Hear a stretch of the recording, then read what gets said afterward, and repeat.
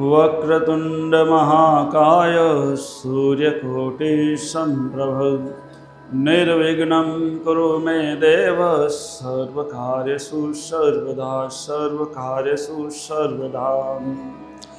सद्गुरु ने चरणे नमो वड़ी मांगू प्रेम प्रसाद दया करे गुरु दीजियो हरि रस अमृत स्वाद। तो वणी सकूं ना वर्णवी मारा सद्गुरु तणु स्वरूप बुद्धि मन पहुँचे नहीं वड़ी उपमा रही तय रूप।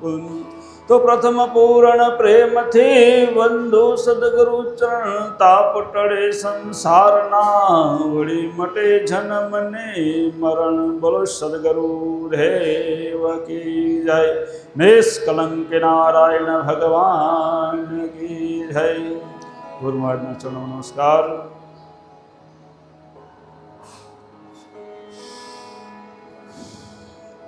તેમજ આજના આપણા 11 દિવસીય અનુષ્ઠાનના 9મા દિવસના જ્ઞાન સત્રમાં ઉપસ્થિત એવા સંત શ્રી છગન બાપા તેમજ મુખી મહારાજો, વડીલો, માતાઓ, બહેનો, જુવાનો એમ સર્વે અહીં બિરાજમાન હરિભક્તોના હૃદયમાં બિરાજમાન પરમ કૃપાળુ પરમ ચૈતન્ય પરમાત્માને મારા કોટી કોટી પ્રણામ।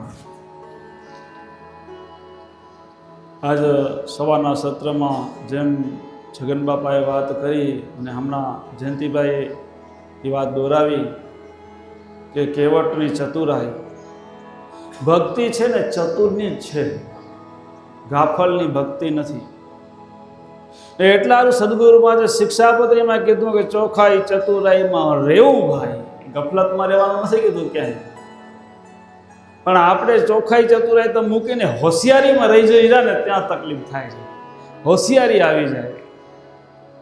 ચતુરાઈ હોય ક્યાં? ચતુરાઈ કેને કહેવાય કે હું કોઈ બંધનમાં બંધાવું નહીં, મને કોઈ કલંક ન લાગે, એને ચતુરાઈ કહેવાય। ને હોશિયારી કેને કે આડે ફાડ જેમ મજા આવે એમ મોજમાં રહેવું, મજા આવે એમ કરું, આગળ જે થવાનું છે તે થશે, હમણાં તો જલસા કરી લઈ, કાલ કેને જોઈએ, એ બધી હોશિયારી।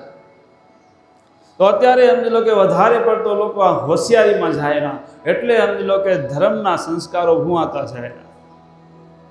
અને આ બધા જે કંઈ રામાયણ મહાભારત કે જે કાંઈ સમજી લો કે પરમાત્માઓએ જ્યારે સાકાર સ્વરૂપ ધારણ કરીને લીલાઓ કરી, એનામાં આપણા માટે જે લીલાઓ કરી કે એમાંથી જોઈ અને આપણે એમાંથી સદગુણો હંસવૃત્તિ રાખી અને સારા સારા મોતીરૂપી ગુણ, સારા ગુણ વીણી અને આપણું જીવન પણ સમજી લો કે સુવિચાર જેવું શુદ્ધ બનાવી અને સમજી લો કે કલંક રહિત થઈ અને એ જે ભક્તો જે માર્ગે ગયા એ માર્ગે જઈ અને આપણું પણ સમજી લો કે કલ્યાણ કરવા માટેના જ આ બધી પરમાત્માની લીલાઓ। પરમાત્માને આ જગતમાં આવીને બતાવે નહીં તો પરમાત્મા ધારે એને સમજી લો કે ઉપાડી શકે। એ કારણ જગતમાં એને મારવા માટે કોઈને આવવાને મારનારો એ ને બચાવનારો એ છે, પણ આ લીલા એટલા માટે કરવી પડે કે જગતનો માનવ ભૂલી ગયો હોય કે આમાંથી કંઈક શીખ લઈ અને પાછું પોતાનું જીવન સુધારી લે।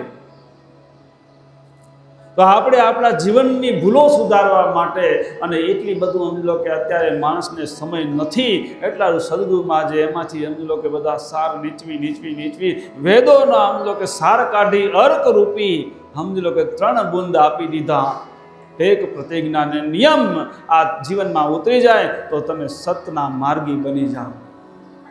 તો એમાંના આપણે આજે 6ઠું સત્ર ચાલુ હે સતપંથના સ્વરૂપનું કે સતપંથી કેવો હોવો જોઈએ।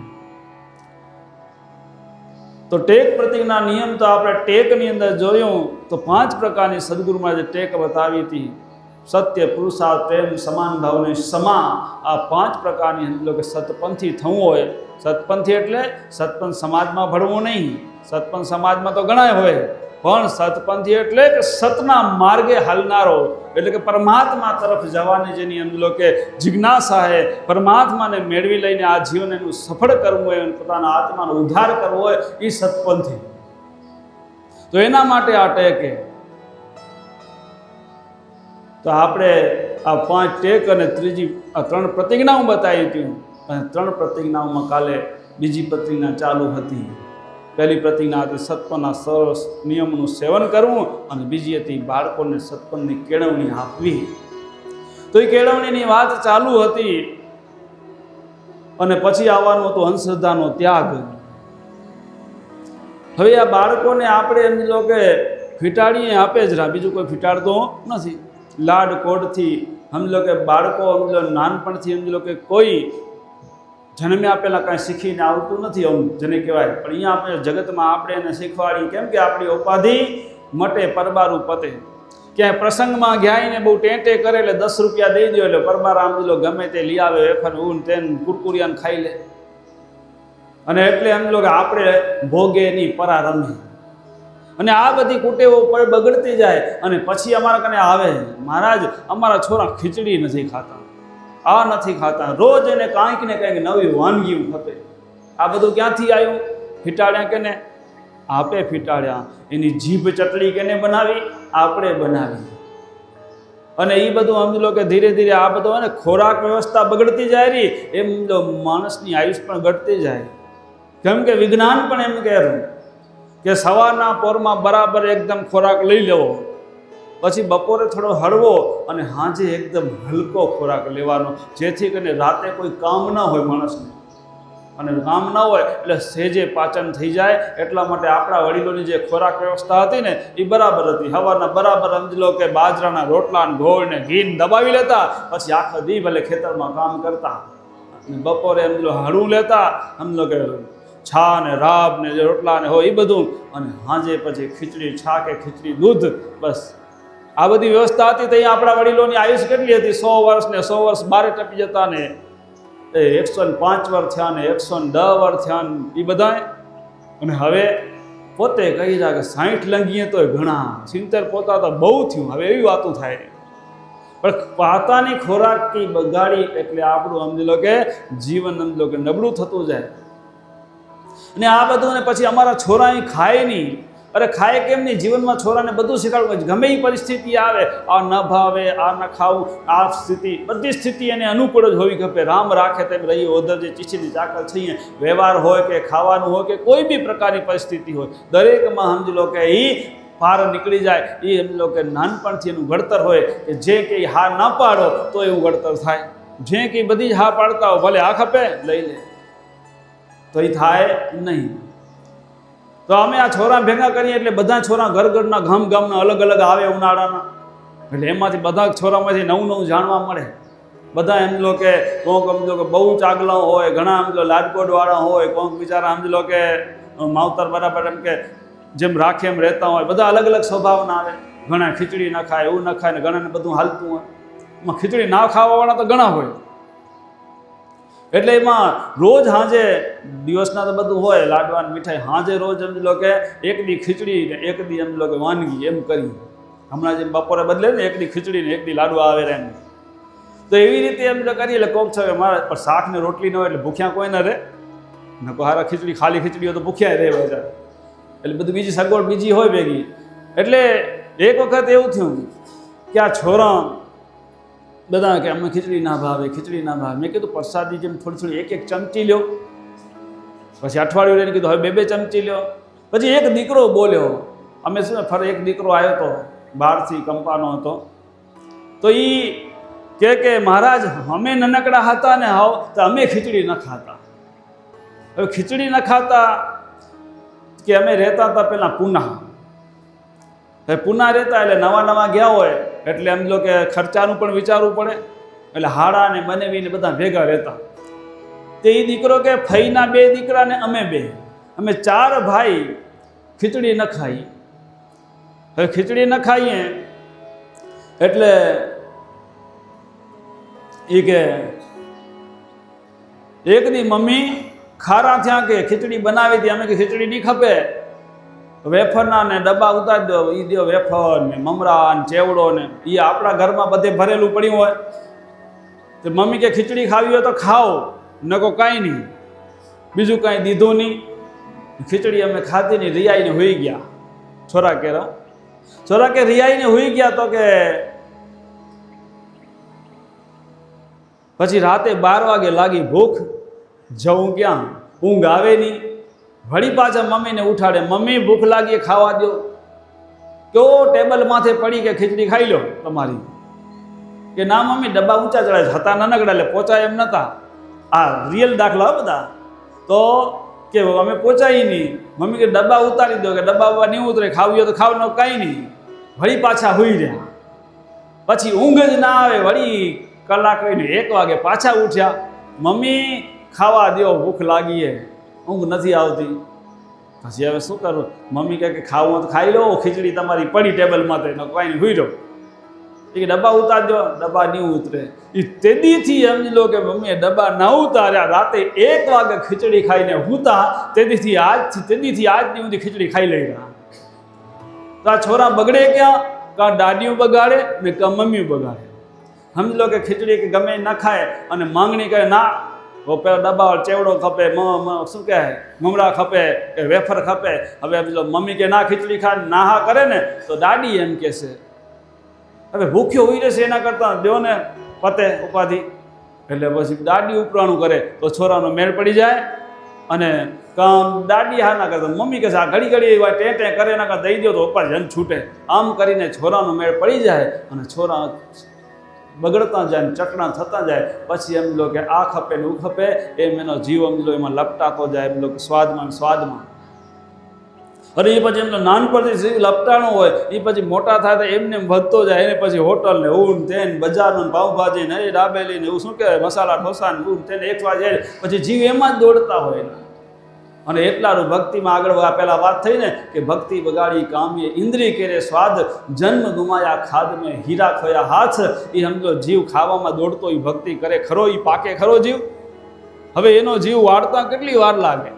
હવે જીવ એમાં એટલે નાનપણથી જે મળે એ બધું ગમે એ પરિસ્થિતિ હોય એમાં સમજો કે એને અનુકૂળ થવાની ટેવ પાડવી, એ પણ આપણે માવતરની જવાબદારીએ. છોરું હા ના કરે તો બધાની યારે બધા જે વડીલો ખાતા હોય એ જ એને ખાવાનું હોય. એવી જો ટેવ પાડો તો પડે કે ન પડે?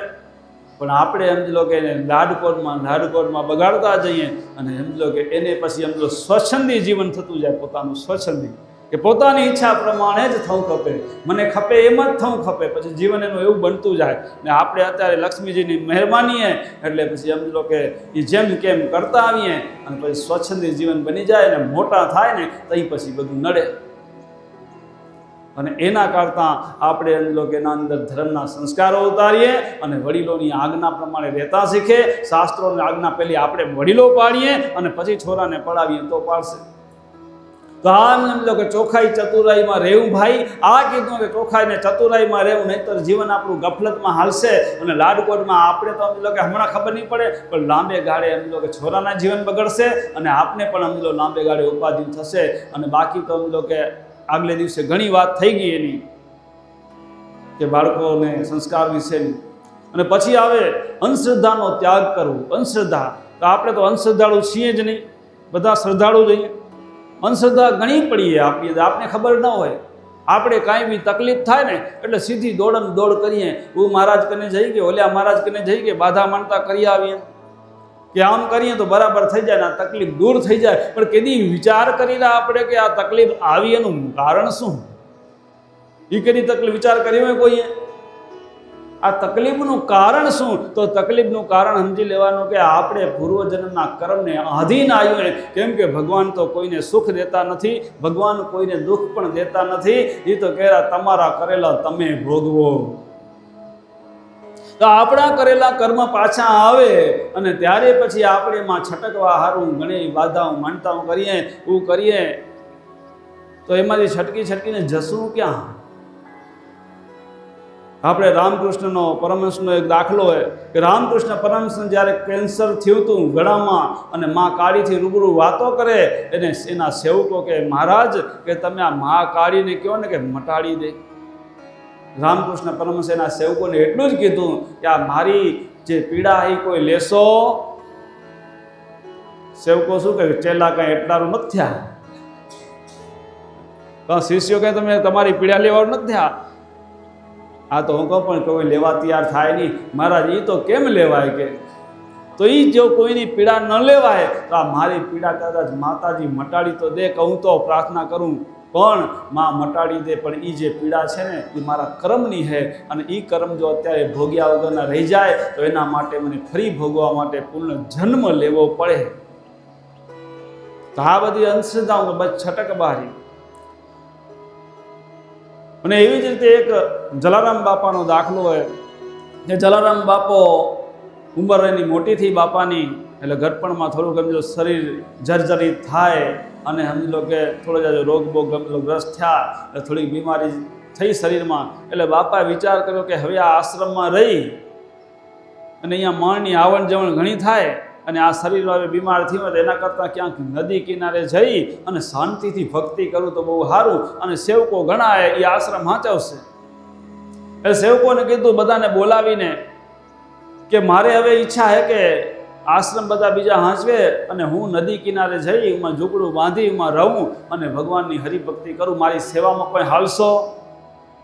હવે એમાં હાલવામાં ઓછા તૈયાર. આશ્રમમાં હજી બધું મેળે હોય, માણ આવે જાય ને ચહલ પહલ બધી હોય, પણ હું જંગલમાં જઈને એમ લો કે ગુરુ ને ચેલો બે જ હોય, ત્યાં મજા ઓછી કરે. તો સમજી લો કે અને કોઈ તૈયાર નથી. એમાં નારાયણભાઈ કરીને હતા, નારાયણ ભગત. એ કે હું હાલું કે બાપા કાંઈ વાંધો નહીં, હાલો. કને નદી કિનારે જઈ ઝૂંપડું બનાવ્યું અને આ બે ગુરુ ચેલો ત્યાં રહે. હવે ત્યાં રહેતા હતા, બને એમ કરતા દિવસો પસાર થતા હતા, અને આ નારાયણ ભગત બીજા ઘણા શિષ્યો હતા, પણ આ એક એવો કે જેને કહેવાય ગુરુ ભક્તિ અને ગુરુ પ્રત્યેનો બહુ જ પ્રેમ ભાવ અને એકદમ શ્રદ્ધાથી ભક્તિ કરે ને સેવા કરે, બધું જ કરતો. એમ કરતાં કરતાં દિવસો વીતતા હતા. અને તેવી રીતે તો નાવા ધોવાય બધું નદી કિનારે જવું પડે, એમાં નાવાનું ધોવાનું પાણી પીવાનું ભરવાનું બધું માં નદીમાં થાય. તો એ નદી કિનારે એક દી હવારો નાવાને પાણી ભરવા ગયો અને આ નારાયણ ભગત જ્યાં નાઈને નદીમાં ડૂબકી મારીને જ્યાં બારે નીકળ્યા ને ત્યાં સાક્ષાત ભગવાનને દર્શન દીધા. હવે ભગવાનના દર્શન થયા એટલે ભગવાન દર્શન દે એટલે સીધી પરીક્ષા ચાલુ થાય પહેલી. અને ભગવાન દર્શન દીધા. ભગવાન કહે તારી ગુરુ સેવાને તારી ભક્તિથી હું પ્રસન્ન થયો, ભગત માગો માગો એ દઉં. અને આ એને ગુરુ પ્રત્યે બહુ ભાવ, બહુ જ પ્રેમ. તેને નારાયણ ભગતે માગ્યું, જો પ્રભુ તમે ખરેખર જો મારા ઉપર પ્રસન્ન થયા હો તો મારા કે ગુરુમાં જલારામ બાપાને કે હમણાં શરીર થોડુંક અશક્ત છે, બીમાર છે, તો એનું શરીર બરાબર થઈ જાય, એકદમ સમજો હાજા થઈ જાય એવી કૃપા કરો. ભગવાન કે તથાસ્તુ કરીને ભગવાન અદૃશ્ય થઈ ગયા. અને આ નારાયણ ભગત પાણી ભરી ને થયા રવાના જ્યાં ઝૂંપડું હતું ત્યાં. અને આવેલા ને હવે સમજી લો ભગવાનના દર્શન થયા હોય તો અંતરની અંદર ઉમંગ તો હોય. હવે આ ઉમંગમાં ને ઉમંગમાં ખુશ થતા થતા હાલ્યા આવેલા, એક હાથમાં પાણીનું બેરણું અને આનંદમાં હાલ્યા આવેલા. પરાથી કે બાપા કે આજે મને ભગવાનના દર્શન થયા કે તમારા આશીર્વાદથી. કે ભલે ભલે ભગવાનના દર્શન થયા. ભગવાને શું કીધું? કે ભગવાને મને કીધું કે માગ માગ, કે જે માગી દઉં. તો શું માગ્યું? બાપો તો ખબર પડે, બાપાના શરીરમાં ફેરફાર થઈ ગયો તો બાપો સમજી ગયા હતા કે આ ભગતે સમજી લો કે માગવાની ભૂલ કરી આવ્યો. બાપો કે શું માગ્યું? બાપો ભગત કે મેં માગ્યું કે મારા ગુરુ મહારાજ જલારામ બાપાનું શરીર જે અશક્ત છે એ એકદમ બરાબર થઈ જાય, તંદુરસ્ત, એ માગ્યું બસ. બાપોમાં બેઠા હતા, ઝૂંપડા કને ચૂલો હળગતો હતો અને બાપો તાપણું કરતા હતા. ત્યાં ચૂલામાંથી ઈંધણું ખણીને ઘા કર્યું નારાયણ ભગતની હામું.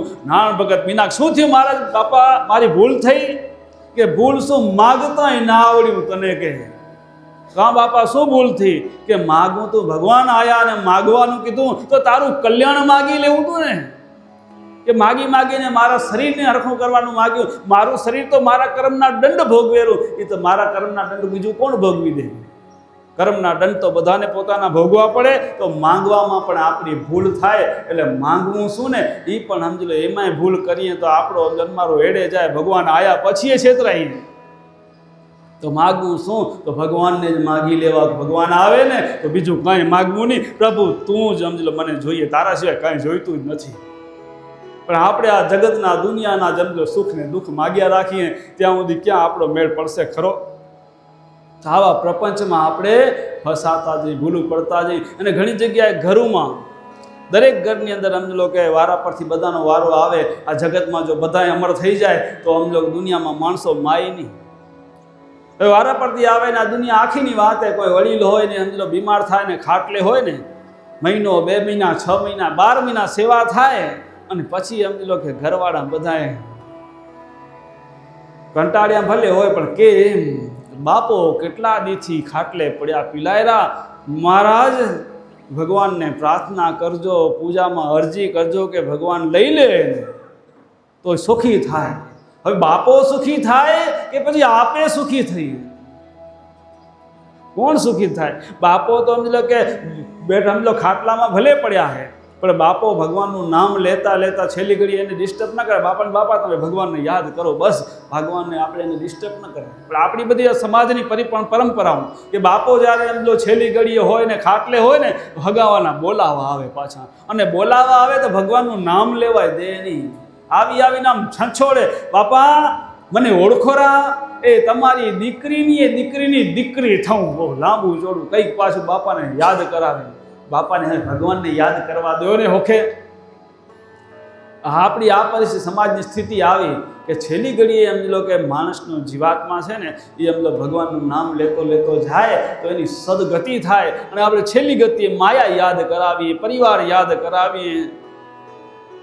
તો આ બધી એમ જો થિયરી ખોટી હોય. એવા વડીલો કોઈ હોય અને ખાટલે તો કંઈ ભગવાન બાપા કે મા તમે ભગવાનનું નામ લ્યો, અને ખગાવાલા આવે ને એ બાપો એ ભગવાનનું નામ લેરા બરાબર. એ ભગવાન જેટલા દી દાણો પાણી હશે ત્યાં સુધી આપણે સેવા લખી લેશે કરશું, બસ એવી રીતે કહી દઈએ તો ના હાલે. ના, હરુભરું જઈને ખંભો ઝાલીને ડગાવીને એમ જો ઓળખાણ કરાવે. ઓળખાણ કરાવે ને પાછા એમ લો કે બહુ દી થઈ જાય ને હવે થાકા હોય બાપાની સેવા કરીને તો પછી મહારાજોને ઝાલે. મહારાજ હવે આને એમ લો કે ભગવાન લઈ લે તો સારું. અરે ભગવાન લઈ લે તો સારું નહીં, એના જે કર્મ હોય, જે દાણો લખેલો હોય એ ખાઈ લે, પૂરો કરી લે, ભગવાનનું નામ લઈ અને છેલ્લી વાગી ભગવાનનું નામ લેતા ભગવાનના ઘરે જાય એવા વિચાર રાખવા. કેમ કે જો એના આમ શ્વાસ બાકી રહી જાય તો એ શ્વાસ લેવા પડે ને પાછું આવવું પડે, એનું અન્ન બાકી રહી જાય, જે કંઈ બાકી રહી જાય. તમારી સેવા એ માંગતા હોય, એ તમારી સેવા બાકી રહી જાય તો પાછી તમારા કને એને સેવા લેવા પણ આવવું પડે. આ કર્મનો સિદ્ધાંત. આ બધી આપણી અંધશ્રદ્ધાઓ. એ છટકબારી ગોતે માણસ હોશિયાર બોલો, પણ ચતુર થાય તઈ મેળ ખાય. ચતુર ક્યારે થાય? ધર્મના શાસ્ત્રના સિદ્ધાંત સમજાય તો ચતુર થવાય. નકો હોશિયારી જોઈએ કેમ પોતાનો બચાવ થાય ને પોતાને કેમ સગવડ થાય એ જ ગોત્યા રાખે. આ હોશિયારી ભૌતિક જગતની સગવડ, ભૌતિક જગતનું સુખ ગોત્યા રાખે. પણ કર્મના બંધનમાંથી છૂટવાની જો આવડક આવડી જાય, એ સમજણ આવી જાય, એને ચતુર કહેવાય, એને હોશિયાર કહેવાય. ચતુરાઈ એને કહેવાય કે કર્મના બંધનમાંથી છૂટવા માટે આ મનુષ્ય દેહ મળ્યો હોય તો આપણે આ કર્મના બંધનમાંથી કેમ છૂટી જઈએ. અને જે કંઈ કર્મના બંધનો છે, જે કંઈ આગળના દોષો છે એ તો ભોગવે છૂટકો. અને એમાંથી જો છૂટવું હોય અને એને હળવું કરવું હોય તો ભક્તિથી છૂટાય, બીજો કોઈ ઉપાય નથી. એટલા માટે કીધું કે નામે પાતક છૂટે, નામે નાશે રોગ, નામ સમરો નહીં કોઈ તપ તીર્થ વર્તને જોગ. નામ શ્રવણની અંદર એટલી શક્તિ છે કે એનાથી આપણા કર્મ કપાતા જાય. પણ એવી રીતે આપણે માનીએ ત્યારે કર્મ ક્યારે કપાય? કેમ કે દુઃખ ને સુખ બધું આપણા અંતરની અંદર જ પડ્યું હોય. જે કર્મના જે છે એ બધા પોટલા, એ પોટલા જ્યાં સુધી શુદ્ધ નહીં થાય ત્યાં સુધી નામ તો બધાએ લઈ રહ્યા આપણે. પણ નામ લેવામાં અંતર ઘણું હોય. કેમ કે નામ લેવાની 3 રીતો આવે. નામ 3 રીતે લેવાય. મુખસે જપેશો માનવી, મનથી જપેશો દેવ, અને સુરતાસે જપેશો સંત, ઈસ્વીદ માળા ફેર. તો મુખસે જપેશો માનવી એટલે હાથમાં માળા હોય અને ભગવાનનું નામ લેતો હોય, હરિઓમ હરિઓમ હરિઓમ હરિઓમ હરિઓમ હરિઓમ XYZ ગમે એ, ઓમ શ્રી કૃષ્ણ ગિરાય નમો કે XYZ, રામ રામ શ્રી રામ જય રામ જય જય, જે કંઈ ગમે એમની સમાજનો હોય, ભગવાનનું નામ લેતો હોય. બાજુવાળાને ખબર પડે કે આ ભગવાનનું નામ લેરા તો એ મુખસે જપેશો માનવી, એ માણસ કહેવાય. એનાથી વધુ ફાયદો થાય નહીં. ફેલ નથી જતું. સમજી લેજો, તમે જે કંઈ કરો, થોડું કરો, ઊંધું કરો, હામું કરો, જે કરો એ બધું ફળે તો ખરું. પણ મુખસે જપેશો માનવીનો મતલબ એ કે જે કંઈ આપણે વેખરી ભાષામાં કે જે બાજુવાળાને ખબર પડે એવી રીતે નામ શ્રવણ કરીએ તો એ બધું શું થાય? એના બદલામાં ખાલી ભૌતિક સુખની પ્રાપ્તિ થાય. અને માણસની દોડ કેવા જોઈએ? ભૌતિક સુખ પાછળ જ દોડે કે જગતમાં કેમ સુખી થઈ, જગતમાં કેમ રહેવાની સુવિધા બરાબર હોય, જગતમાં કેમ સમજી લો કે ગાડી ઘોડા બરાબર હોય. આ જ દોડે માણસની મહેનતો. એટલે આ બધું ભૌતિક સુખમાં ભક્તિ વપરાય. પણ આપણે એમ લો કે જે એના માટે મનુષ્ય જન્મ મળ્યો હોય એ ગતિની પ્રાપ્તિ કરવી હોય તો એના માટે આગળ જવું પડે, અને એના માટે આગળ જવા માટે એના માટે આપણું અંતકણ શુદ્ધ કરવું પડે. આપણો અંતર જ્યારે શુદ્ધ થાય તો જ આપણી આગળ ગતિ થાય. તો મુખસે જપેશો માનવી અને મનસે જપેશો દેવ. મનથી જપ કરે, જપ થતો જાય, ભગવાનનું નામ લેવાતા જાય, બાજુવાળાને ખબર ન પડે. આ બાઈઓને કદાચ ખબર નહીં હોય, ભાઈઓને ખબર હોય. તમે નોટોના બંડલ ગણો તો બાજુવાળાને ખબર પડે કેટલા થયા? ન પડે. મનમાં હાલ્યું જાય, આમ હાથ હાલ્યો જાય, મનમાં બોલતા જાય, ખબર ન પડે. એમ ભગવાનનું નામ લેવાતું જાય, માળા દોડતી જાય કે જે હોય તે, અને ભગવાનનું નામ લેતા જાઓ, બાજુવાળાને ખબર ન પડે મનથી. તો મનસે જપેશો દેવ, તો એ છે ને દેવ ગતિ સુધી પહોંચે, વધુ વધુ દેવત્વને પામે અને દેવલોકમાં જાય. પણ હજી એમ કહો કે જેના માટે મનુષ્ય જન્મ મળ્યો હોય એ હજી સિદ્ધ થાય નહીં. તો એના માટે દેવગતિ થાય ને દેવલોક સુધી પહોંચે. ને દેવોમાં સમજો કે કાંઈ રોલા હોય ખરા? કોઈ કેસો હોય દેવોમાં રોલા? દેવોમાં થોડા રોલા એમ કહો. પણ એમ લો દેવોના રાજા કોણ? તો ઇન્દ્રદેવ ઈ રાજા, દેવાધિપતિ, દેવોના રાજા એટલે ઇન્દ્ર. અને ઇન્દ્રો એમ શું કરે? કોઈ ઋષિ મુનિ બહુ તપ કરે ને તો તપ ભંગ કરાવે. કે જોયું હોય કે ક્યાં વાંચ્યું કે સાંભળ્યું, તપ ભંગ કરાવે ને ઇન્દ્ર. તપસ્વીઓના તપ ભંગ શું કામ કરાવે? તપસ્વીઓના તપ ભંગ કરાવવાનું કારણ એટલું જ કે મારાથી કોઈ આગળ જવો ન જોઈએ. એ તમારા સંસારમાં ક્યાંક ક્યાંક એવું હાલતું હોય ને, આપણાથી કોઈ આગળ જાય થોડું હાલે. ઈર્ષા કે મારાથી કોઈ આગળ ન જવું જોઈએ. અને એમ શાસ્ત્રમાં એવું આવેલું કે કોઈ પણ સમજી લો કે ઇન્દ્રથી પણ વિશેષ તપસ્વી પાકે અને ઇન્દ્રાસન માગે તો એને ઇન્દ્રાસન હોપી દેવું પડે. તો ઇન્દ્રાસન હોપી દેવું પડે. એટલા માટે એમ લો કે મારાથી કોઈ આગળ તપમાં જવો ન જોઈએ, ભક્તિમાં પુણ્યમાં મારાથી આગળ ન જાય એવી ઈર્ષા ઇન્દ્રને પણ આવે. એટલે એમ લો કે કોઈ એમ લો તપસ્વી પાકે એટલે એના તપ ભંગ કરાવવાનો પ્રયાસ કરે. અને તપસ્વીઓ કોઈક જ એવા હોય કે જે ઇન્દ્રાસનની આશા રાખે. નહીંતર સમજો કે ઇન્દ્રાસન તો સમજો કે કોઈ આશા રાખે. આપણે આશા શેની રાખવાની છે?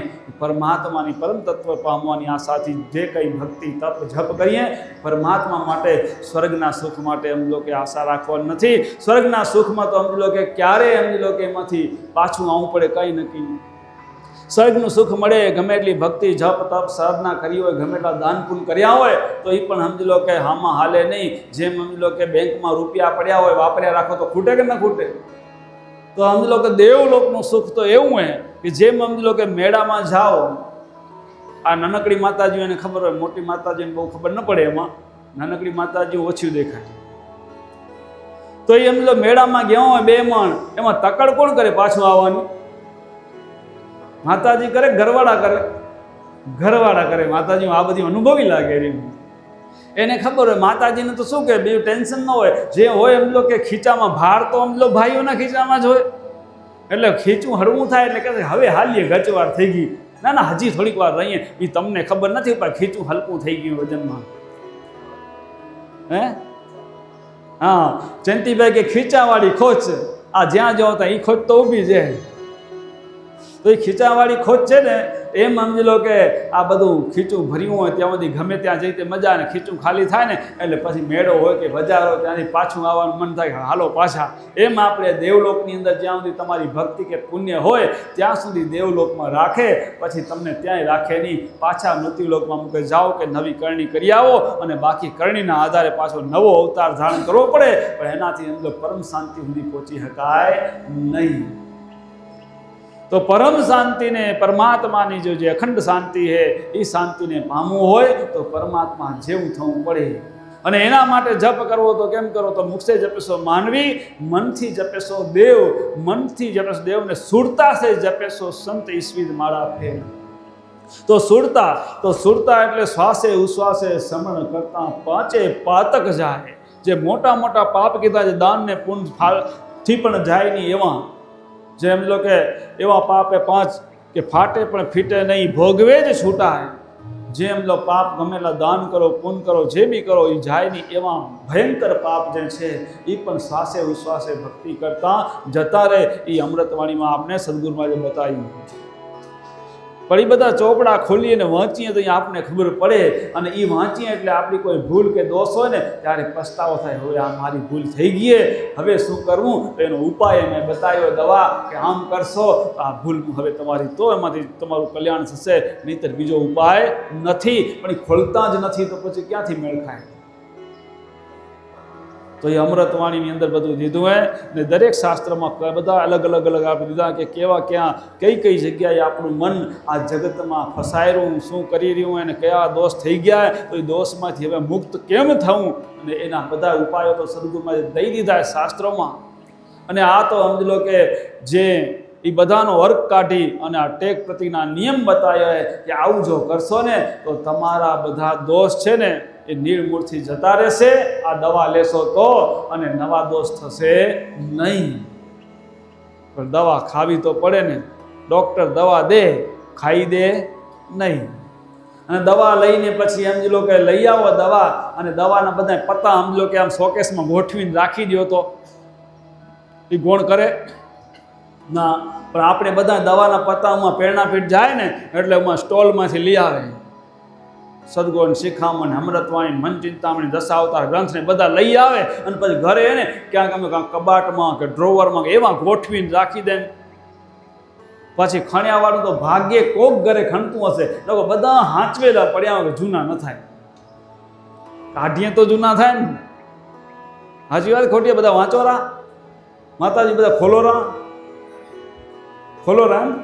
તો બહુ સારું, નહીતર ઘણા ખોલેતા ખરા. હું કહી દિવાળીમાં છે ખોડે કે સમજો તેથી બધું છનછૂટ થઈ જાય. લગભગ 80% એવી હાલત ચોપડા ઘરે હોય પણ દિવાળીમાંથી આડાવડા થાય, નહીં તો એવા એક જ જગ્યાએ ડગે જ નહીં. એવું હાલેલું જો ભલભલા એમ કહેવાય, એવું હાલેલું. તો પછી પત્તા પડ્યા એમ બધા દવાના, એ દવાના પત્તા પડ્યા ગુણ કરશે, એનાથી આપણો ભવરોગ જનારો નથી. એ ભવરોગ મટાડવો હશે તો આ દવા ખાવી પડશે. જેમ ડૉક્ટર કે આ તમને તકલીફ થઈ હોય, હમણાં આ વિનભાઈ ડૉક્ટર લગભગ બેગ ભરીને ખણી આવ્યા દવાઈ. કોઈને તાવ આવે કે માથું દુખે તો તઈ જાય, ક્યાં ડૉક્ટર સાહેબ ક્યાં જાય એટલે ગોળી દઈ દે, કંઈક બહુ હોય તો ઇન્જેક્શન દઈ દે, બરાબર થઈ જાઓ. એ ગોળી ખાઈ જાવ ને કે પછી ખાલી લઈને રાખી દો બેગમાં, થેલામાં. એમ આપણે આ બધી દવાઓ લઈ તો આવીએ સંસ્થાઓમાંથી, પણ પછી સમજી લો કે રાખીને હાંચવી ના રાખી દે, એનાથી કંઈ ગુણ કરે નહીં. જો ભવરોગ મટાડવો હોય તો આ શાસ્ત્રોના ચિંતન મનન કરવાથી આપણી ભૂલ સમજાતી આવે ને એ ભૂલ પ્રમાણે આપણે સુધારો કરતા જઈએ ત્યારે આપણો આ ભવરોગ મટે. તો આ બધી અંધશ્રદ્ધાઓ હે કે સમજી લો કે બાપો સમજી લો ઘેટા થયા હોય ને બીમાર હોય તો સમજી લેવાનું કે સેવા કરવી પડે. તો આપણામાંથી કદાચ બાપો માંગતા હશે તો સેવા કરવાની, તો સેવા કરવાની, અને સમજી લો કે એને ભગવાનનું નામ શાંતિથી લેવા દેવાનું. બાકી ભગવાનને પ્રાર્થના કરી બાપાને લઈ લો તો સુખી થાય, સુખી ન થાય એના કર્મ બાકી રહી જાય તો ફરી વળી પાછી કર્મ ભોગવા આવવું પડે. એના કરતાં છેલ્લી ઘડી બધા હિસાબ પૂરા કરીને બાપો જાય તો પછી ટેન્શન નહીં. એટલે આવા અમને ફોન આવે ને બધું થતું હોય એટલે કહું, આ બધા અનુભવની વાત કે મહારાજ આમ કરે, પ્રાર્થના કરજો ને પ્રાર્થના કરો. શેની પ્રાર્થના કરવાની? તમે છાનામાના સેવા કરો ને ભગવાનનું નામ લઈને, એ સમજો સેવાય તમારી ફળશે. એ તીર્થ એવો માવતર, એ તીર્થ છે. તો આપણે જો તીર્થની સેવા કરવા ઘર બેઠે જડેરી નકો તમને અહીંયા કાદીએ ને પીરાણે ને નખત્રાણે ને અમલો કુકસ ને એમાં બધે જવું પડે તો ઘર બેઠે સેવા થઈ જાય. માવતર છે ને એ તો આપણે એમલો કે પ્રગટ દેવ હે, ભગવાનનું સાકાર સ્વરૂપ હે.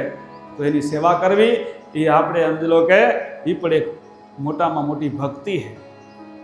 તો બધી અંધશ્રદ્ધાનો ત્યાગ કરી અને ભગવાનનું નામ લેવાનું, અને કર્મના બંધનમાંથી છૂટવું હોય તો ભક્તિમાં વધારો કરતો જવાનો, અને સમજી લો કે આપણો સમય જેટલો વધારાનો મળે એ સમય ભક્તિમાં ગાળવાનો, શાસ્ત્ર વાંચનમાં ગાળવાનો. તો આપણી અંધશ્રદ્ધાઓ દૂર થતી જશે અને આપણા કર્મના બંધન પણ છૂટતા જશે, અને તો આપણું જીવન સરળ બનતું જશે. તો અંધશ્રદ્ધાનો ત્યાગ, અને એના પછી આવે નિયમ. તો 5 પ્રકારના નિયમ બતાયા है સદગુરુમાં. શરીર સુધી, હૃદય સુધી, વ્રત, ઉપાસના અને ધ્યેય. છેલ્લું લક્ષ ધ્યેય. એ ધ્યેય આ બધું હશે તો ધ્યેય પ્રાપ્તિ સુધી પહોંચાશે. મતલબ ખાલી લુખે લુખો ધ્યેય હશે તો ધ્યેય પ્રાપ્તિ થશે નહીં. તો શરીર સુધી કીધીએ તો અત્યારના કળયુગની અંદર તો હમણાં તો એ બધું શરીર શુદ્ધ માટે તો કેટલી તરના કંપનીના સાબુ એવું તેન બધું માર્કેટમાં આવી ગયું, ઘણું બધું આવી ગયું. એ કોઈ કોલ્યો લઈ આવે, કોઈ લક્ષ લઈ આવે, કોઈ ફેલાણું ઢીકણું લાયક બોય ને કઈક જાતના આવે, ડવ ને બીજા શું નામ મને નથી આવડતા, એ બધું શીખવું તમારે ગણ પડે. તો એ બધા સાબુ ને આવે ને લગભગ હે ને ઉનાળો હોય તો 2-3 વાર થઈ જાય, શિયાળો હોય તો 1 વાર તો થાય. નાઈ ધોઈને એવા આમ બગલા જેવા આમ ચોખ્ખા થઈ જાય, બગલા જેવો હંસ જેવાની. તો એ એમ લો ગમે એટલા ચોખ્ખા થાવ પણ એમ લો કે અંતર પણ શુદ્ધ થવું જોઈએ. તો આ શરીર શુદ્ધ તો રાખવાનું છે કે નાઈ ધોઈ સમજી લો કે લોટે પાણી ઘ્યાઈએ તો જે અમે બતાવ્યું કે તે પછી એમ લો બધા વસ્ત્ર કાઢી અને જે વસ્ત્ર સ્નાન કરી લેવું. એમાં કીધું ને 5 આચમન કરવા અને એ બધું બતાવ્યું શિક્ષાપત્રીમાં. પેશાબ કરીને કોગળા કરવા 3, આ બધા નિયમો બતાવ્યા. પણ એમ લો નિયમો કોણ કેટલા કરતા હશે? કોઈ સમજી લો કે આ બાપભાઈ મુખી જેવા હોય કરતા હશે, પણ એ બધાને નિયમ હરખા જ લાગુ પડે. 5 આચમન કરે તે નર ધર્મી, લોટે પાણી જઈને 5 આચમન કોગળા કરી પછી એમ લોકો નાહી ધોઈ વળી 5 કોગળા એટલે શરીરને પાણી એમ લોકો ખૂટ્યું હોય પૂરું થઈ જાય. બધું સિસ્ટમ, બધું વિજ્ઞાન ભેગું લઈને સદગુરુએ બતાવ્યું કે તમારા શરીરને તાસીરીને અનુકૂળ ગરબડ ન થાય અને એમ ચોખ્ખાઈ રહે, પવિત્રતા રહે, બધું જ બતાવ્યું. તો એ બધા નિયમ પ્રમાણે પાલન કરીએ. અને પછી બીજું મોટામાં મોટું આમ તો શરીર સુધીનું કીધું હોય એ અત્યારે અડચણરૂપ થાય બધાને. લાઈ સૂતક જો ભર્યા રહેશો તો હાણ ઉપજશે ને બહુ દુઃખ સહેશો. લાઈ સૂતક જે રજસ્વલા માસિક ધર્મ જે કીધું હોય એમાં અત્યારે સમજ લો કે 80% પબ્લિક બાંધછોડ કરી બેઠી છે. હવે લાઈ સૂતક ભર્યા રહેશો તો હાણ ઉપજશે ને બહુ દુઃખ સહેશો, એ સદગુરુમાં સદગુરુની શિખામણમાં કીધું. એટલે હમણાં તો આપણે એમ લો કે નિયમ પાડીએ કે ના પાડીએ, લાઈ સૂતક હોય ને રોટલા ઘડ્યા રાખીને, ખાધા રાખીને, પીધા રાખીને બધું હાલ્યા રાખે તો કાંઈ મહારાજ અમને કાંઈ ખબર નથી પડતી, કાંઈ ફેર નથી પડતો, તોય જલસા કરી રહ્યા, કાંઈ દુઃખ નથી. પણ જ્યાં સુધી તમારો પુણ્ય એમ લો કે છે ત્યાં સુધી તમને એમ લો ગમે એટલું ખોટું કરો ને તમારું કોઈ વાળ વાંકું નહીં કરે, કોઈ બગડશે નહીં, તમને કાંઈ નુકસાન દેખાશે નહીં. રાજા રાવણ થઈ ગયો ને જ્યાં સુધી પુણ્યનો એના કને અંદલો પુંજ હતો ને ત્યાં સુધી ભગવાન પણ એનું કાંઈ કરી શકે એમ નહોતા. કંસ હતો ને, કંસ પણ સમજી લો કે જ્યાં સુધી એનો પુણ્યનો પુંજ હતો ત્યાં સુધી સમજી લો કે ભગવાન કૃષ્ણ પણ એનું કાંઈ કરી શકે એમ નહોતા. એટલા બધું નારદજી જઈને બધાને ભરમાવ્યા, કંસને ભરમાવ્યા. કીધું હતું ને 8મો દીકરો આકાશવાણી થઈ હતી કે તને મારશે દેવકીનો. પણ દીકરા 8 નારદજીને કહી આવ્યા કે 8મો દીકરો કીધું હોય પણ 8મો એમાં નંબર કીધો કે પહેલો કે છેલ્લો 8મો કયો? 8 દીકરા છે એમાં કયા નંબરનો એ તો ખબર નથી. કે તો બધાએ તો એને તો પછી આ કયો એમાં 8માં કયો આમ લોકો મારે એ નક્કી. તો પછી એક એકને મારવા માંડ્યા, પાપ વધવા માંડ્યું અને પાપ વધે તો પુણ્ય ઘટે અને જ્યારે પુણ્ય ઘટે ને ત્યારે જ એનું અહિત કરી શકે, કોઈને કોઈનું કોઈ વાળવાનું ન કરી શકે. એટલે અત્યારે આપણે ધર્મના નિયમો આચરણમાં હોય કે ન હોય આપણે ખબર ન પડે, કેમ કે પૂર્વજન્મની કરણી હશે, જ્યાં સુધી સત્કર્મ હશે પહેલાંના અને જ્યાં સુધી નહીં ખવાઈ જાય ને ત્યાં સુધી તમે ગમે એટલું ખોટું કરો ને તો એ તમારી બોલબાલા હાલ્યા રાખશે. તો માટે આપણે સત્કર્મ નવા ચાલુ રાખીએ તો ઠીક હે, નહીંતર સમજો ખાધેલું સમજો કે જૂનું હશે એ ખાધું ખૂટી જશે. તો આ બધું લાઈ સૂતક ભર્યા હાણ ઉપજશે બહુ દુઃખ સહેશો. અને એમાં હવે અત્યારે શું હે કે ઘણું માર્કેટમાં હવે એમાં બીજા અમારા જેવા છૂટછાટ દેવાવાળા ઘણા આવી ગયા. તકલીફ ત્યાંથી ઘણા એમાં છૂટછાટ દે. આ તો સમજી લો કે શરીરનો ધર્મ એ તો મેલે અને ઘણા કે આ તો સમજી લો ભગવાનના ફૂલ કહેવાય એમ કરીને આ કાંઈ નડે નહીં. જો આ બધા પ્રશ્નો હોય તો તમે બધા શાસ્ત્રોને તો માનો કે ન માનો? રામાયણ મહાભારત આ બધા શાસ્ત્રો થઈ ગયા તો શાસ્ત્રોને માનીએ અને જ્યારે આ માસિક ધર્મનો પ્રશ્ન આવે છટકી જાય તો માસિક ધર્મનું શાસ્ત્રમાં બતાવ્યું. મહાભારતની અંદર દ્રૌપદીએ પાડતા આજકાલના લોકો જે છટકબારી ગોતે ને શું કે આ તો એટલા માટે વડીલોએ નિયમ બનાવ્યો હોય કે આ એ વખતે દીકરીઓને સમજી લો કે અશક્તિ થઈ જાય એટલે કામ કરે નહીં તો સમજી લો કે તકલીફ ન થાય એટલા આવા. અરે આપણે જોઈએ તો આપણી માતાજી હતી અને સમજી લો કે જેદી આ તકલીફ હોય ને માસિકની તેદી હરખું કામ કરાવે. જાઓ ખેતરે, ઘરે રહેવા ન દે, બરાબર ઢેડો કરાવતા. આવડું હાલતું આવું જતું ને કે બિહારી મૂકતા વાડીએ મૂકી દે, જાઓ વાડીએ આખો દી કામમાં ઢેડે હરખા. અને ઓમ એમ આપે અહીંયા પણ હવે આજકાલની મોડર્ન પ્રજા એમ કે આસક્તિ થઈ જાય ને એટલા નિયમ બનાવ્યું એવું બધા માવને તો ધંધામાં ઢેડી મૂકતા હતા. અને આજે એમ લો કે મહાભારતમાં વાત કરીએ તો દ્રૌપદી પણ માસિક ધર્મ પાળતા, એનો પણ સમજી લો કે એમાં મહાભારતમાં આવેલો ઇતિહાસ ખબર હોય તો, ને ખબર ના હોય તો હજી જોઈ લેજો. જ્યારે જુગાર રમવા ગયા હતા ઇન્દ્રપ્રસ્થથી જ્યારે હસ્તિનાપુર, ત્યારે એમ લો કે દ્રૌપદી માસિક ધર્મમાં હતા, ત્યારે ધૃતરાષ્ટ્રને મળવા ગયા નહોતા. અને જ્યારે એમ લો કે ચીર ખેંચવાનો વારો આવ્યો હતો, ત્યારે જ્યારે દુશાસન લેવા ગયો ત્યારે પણ એને કીધું હતું કે હું રજસ્વામ પરારે જ ઊભો કીધું ને. તો એ બધા આમ લો કે એને તો શું હતું, એ તો રાજરાણી હતા દ્રૌપદી, એને કાંઈ વાડીએ જવું પડતું હતું ના, તોય પાડતા હતા. અને અત્યારની પ્રજા કે અત્યારના ઘણા અમારા જેવા છટકબારી કરી દઈ, છટકબારી કરી દઈએ એટલે તમે રાજી થઈ ગયો, આ મહારાજ હખર છટકબારી ગોતી દઈ મહારાજ હખર આજે શાસ્ત્રને મૂકીને. પણ એ બધા નિયમો તો એ ઘણા કહે કે ભગવાનના ફૂલે, શિવના ફૂલે આવા પ્રશ્નો કરે. અને અમે કહી રહ્યા કે શિવના ફૂલ જ છે, ભગવાનના ફૂલ જ છે, ફૂલ વગર ફળ થાય નહીં. આ દાડમની ખેતી આપણા કચ્છમાં હમણાં બહુ થાય. તો તમે જુઓ બધા ખેડૂતો ને ગાટા તો જ્યારે પહેલાં ફૂલ આવે ને ફૂલ આવ્યા પછી જ ફળ લાગે કે પહેલું ફળ લાગે. અને ફૂલ આવ્યા પછી જો એ ફૂલમાં ફળ ના થાય તો શું થાય, ખરી જાય. તો જો પેલું ફૂલ આવે, ફૂલમાંથી ફળ થયું તો ઠીક છે, જો ફળ ના થાય તો ફૂલ ખરી જાય.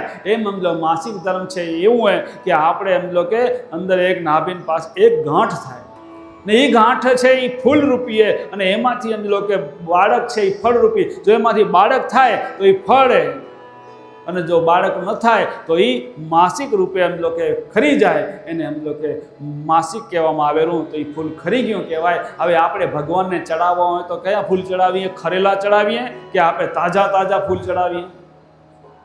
તાજા ચડાવો કે ખરેલા ચડાવો? તાજા ચડાવો, ખરેલા ચડાવીએ નહીં. તો એમ લો કે તાજા એને ફ્રેશ હોય એને પોઝિટિવ કહેવાય, અને જે ખરેલા જે એમ લો કે ખરાબ થઈ ગયા હોય એને કહેવાય નેગેટિવ. તો આ પોઝિટિવ એટલે કે શુદ્ધ પવિત્રતા, અને એટલે એમ લો કે આપણે તાજા ફૂલ ચડે માટે એમનો માસિક ફૂલ એટલે કે ખરેલું ફૂલે તો એ ભગવાનને ચડે નહીં. એ વખતે નેગેટિવ ઉર્જા હોય. પણ આપણે અનેક પ્રશ્નો ગોતી અને એમ લો કે શાસ્ત્રમાં છૂટછાટ લેતા આવીએ તો પછી એમ લો કે આપણું ભલું અત્યારે ખબર નહીં પડે, પણ જ્યારે આપણા પુણ્યના પુંજ થઈ રહેશે તો ખબર પડશે. તો લાઈ સતક ભર્યા રહેશે તો હાણ ઉપસશે, અને બહુ દુઃખ સહેશો, ત્યારે બહુ દુઃખ સહન કરવાનો વારો આવશે. અને પછી ત્યારે એમ કોઈ આપણો હાથ ઝાલશે નહીં. તો વાસી ખાઈને ઉપવાસી રહીએ એવો વારો આવે. હમણાં એમ કે પહેલાંનું બધું બરાબર હે એટલે હમણાં ખાધા રાખીને મોજ કર્યા રાખીને સુખ સાહેબીન પરિવારને બધું વેલ સેટે, એટલે તમે ઊંધું કરશો હામું કરશો તો બધું હાલી જશે. ધર્મના નિયમ નહીં પાડીએ તો હાલશે, કાંઈ એમાં ક્યાં ફેર પડેલો? આપણે તો સુખી રહીએ, ખપે એમ રોટલા જડેલા, ગાડી ઘોડા બધું બંગલા બધું બરાબર હે. આ તો જે કંઈ પૂર્વની કરણી કરેલી એ ખાઈ રહ્યા, અને જો નવી કરણી જો નહીં થાય અને શાસ્ત્ર પ્રમાણે નહીં હાલીએ તો એ કરણી ખવાઈ જશે ને તો પછી દુઃખ આવશે. તો એના માટે ગુરુ મહારાજ એક દાખલો દેતા કે વાસી ખાઈને ઉપવાસી રહી. તો એ કહેતા એ દાખલામાં કે એક પરિવાર હતો, એ પરિવારની અંદર એક દીકરો હતો, એને પરણાયો અને નવા વહુ આવ્યા.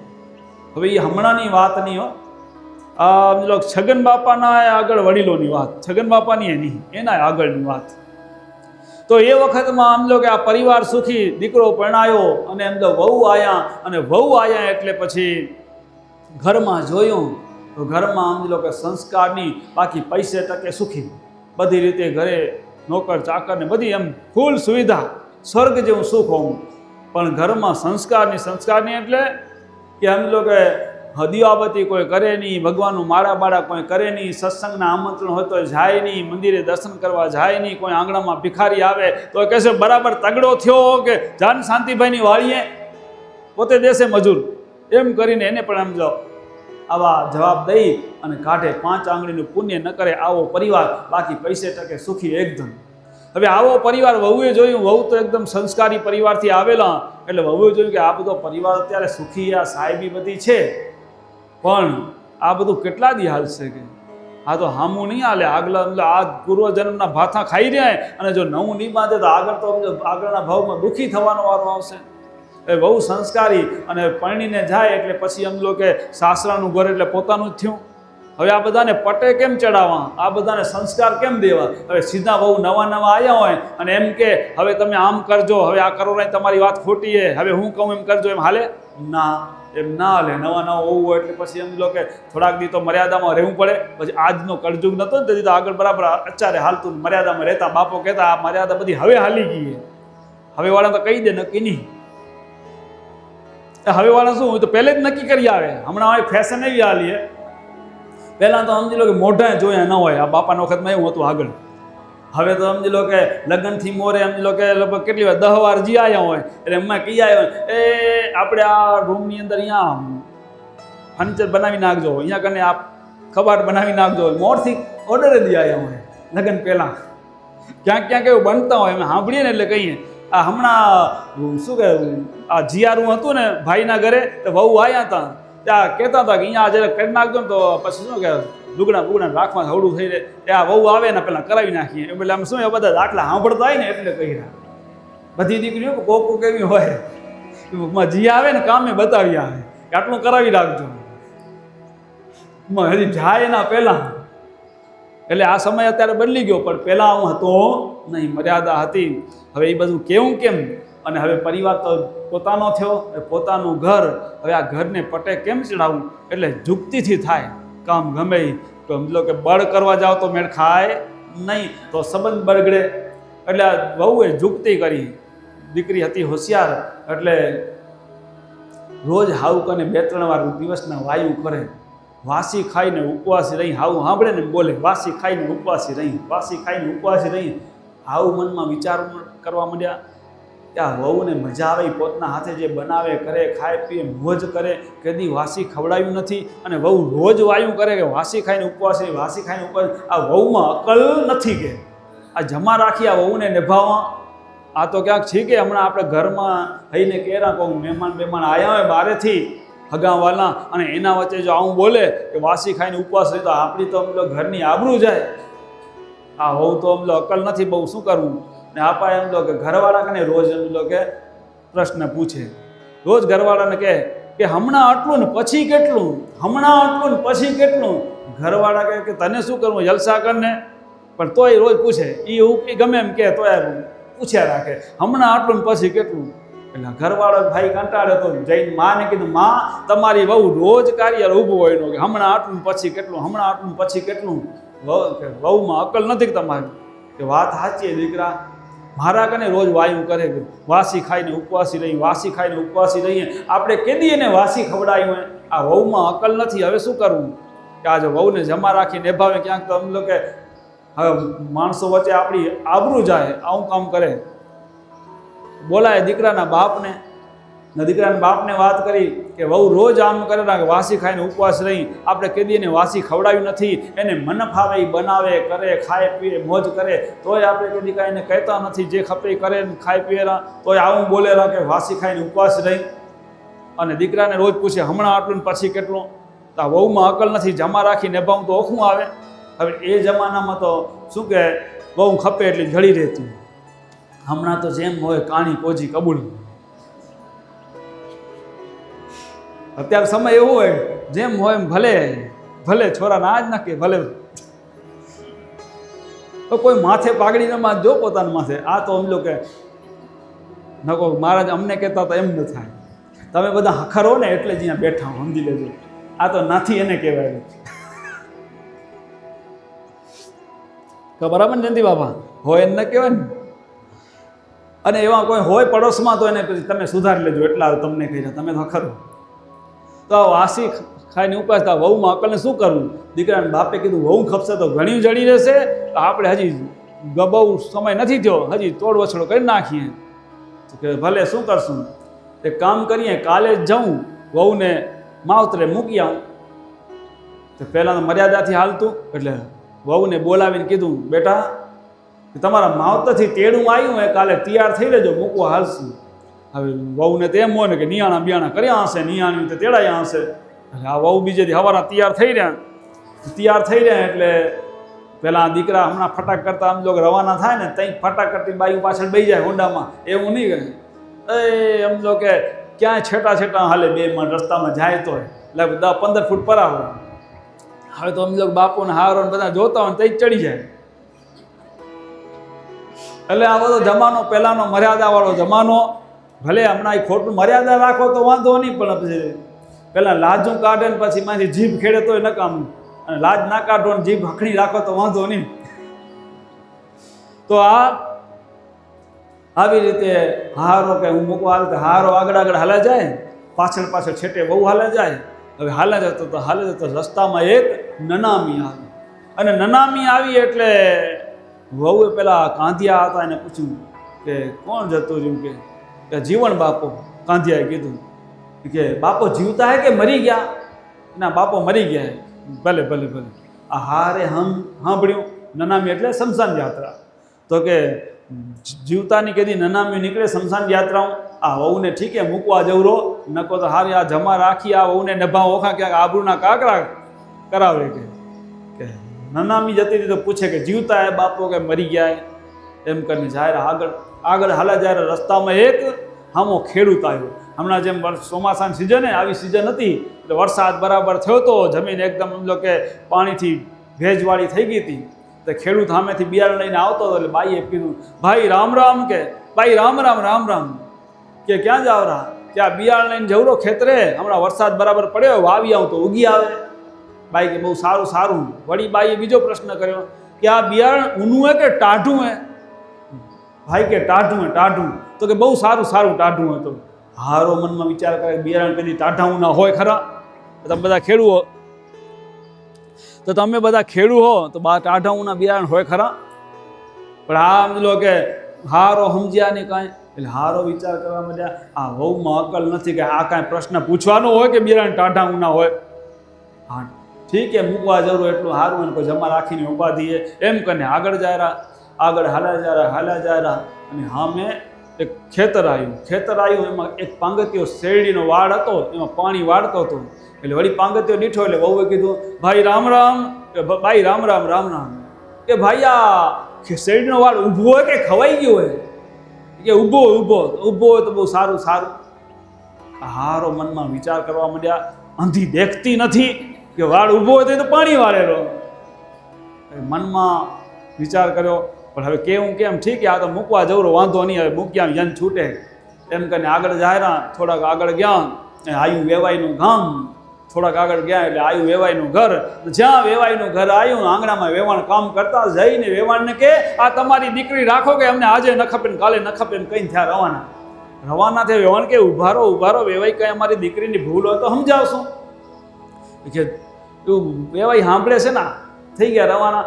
વેવાણે દીકરીના બાપને તેડાવીને કીધું, જાઓ વેવાઈને ઊભા રાખો. કે આમ દીકરીને મૂકી જાય થોડું હાલે, કાંઈ ભૂલો તો સમજાવાય છોરાની, કે આમ કાંઈ થોડું મૂકીને જવાય.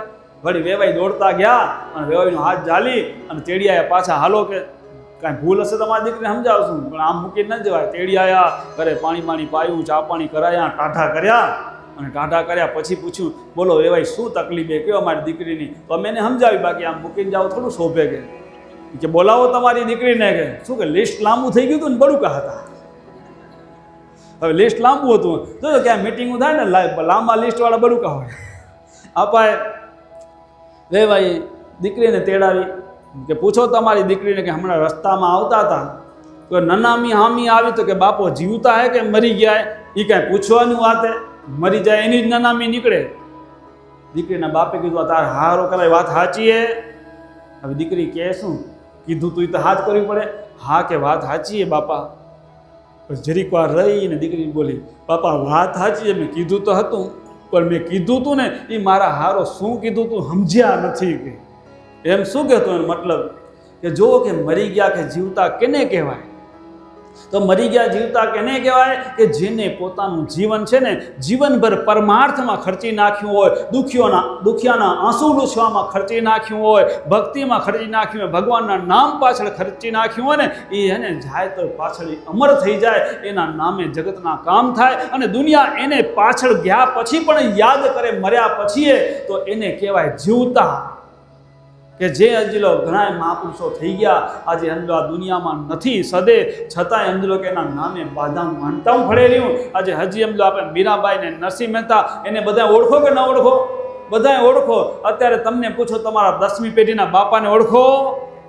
કા આ 10મી પેઢીના બાપો ઓડા થાય કે નરસિંહ મહેતા અને મીરાબાઈ આપને ઓડા થાય? કોણ થાય?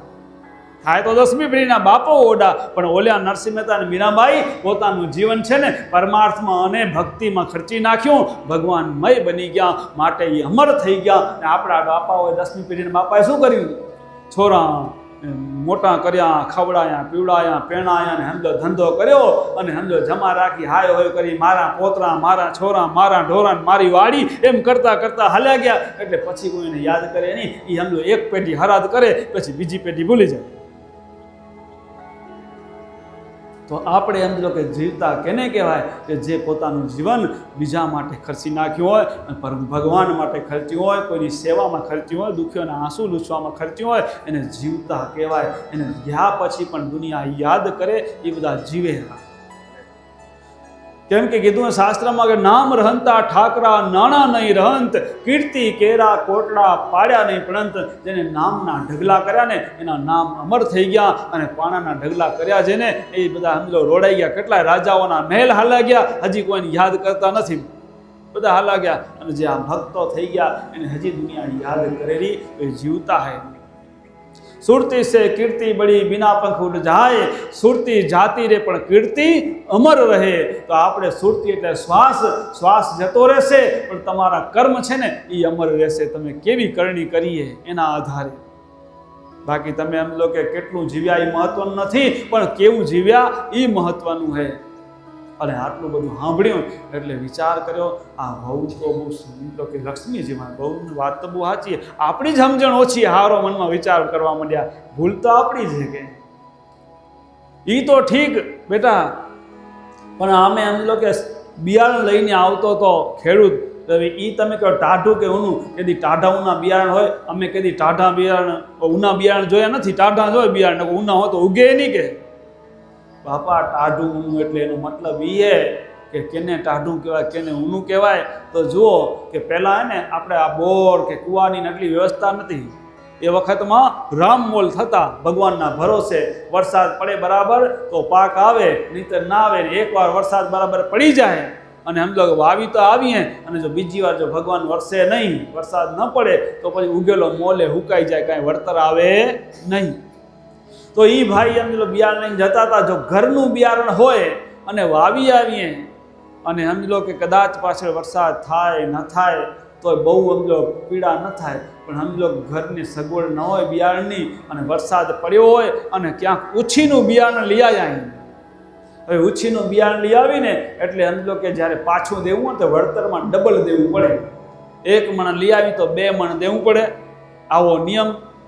હવે સમજો કે ઘરનું હોય તો વાંધો નહીં, પણ ઉછીનું લઈ આવીને સમજો કે એમાંય વરસાદ પાછા બીજે ના પડે અને ઉગીને જો મોલ હુકાઈ જાય અને પાક ના આવે તો હતું નહીં તો લઈ આવ્યા હતા તો દેવું શું પાછું?